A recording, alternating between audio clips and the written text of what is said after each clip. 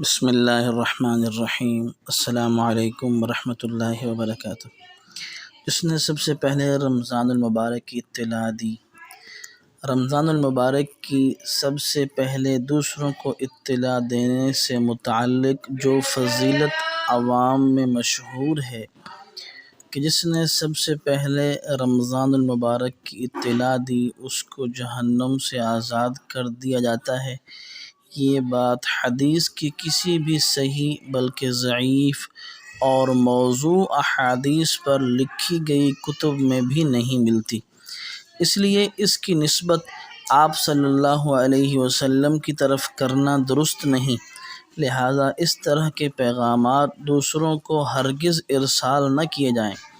رسول اللہ صلی اللہ علیہ وسلم کی طرف کسی بات کو غلط منسوب کرنا، یعنی جو بات آپ صلی اللہ علیہ وسلم نے نہیں فرمائی اس کے بارے میں یہ کہنا کہ یہ رسول اللہ کا فرمان ہے، بڑا سخت گناہ ہے۔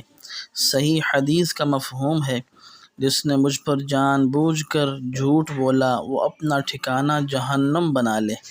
اسی طرح ایک روایت میں ہے، جو میری طرف ایسی بات کی نسبت کرے جو میں نے نہیں کہی اس کو چاہیے کہ اپنا ٹھکانہ جہنم بنا لے۔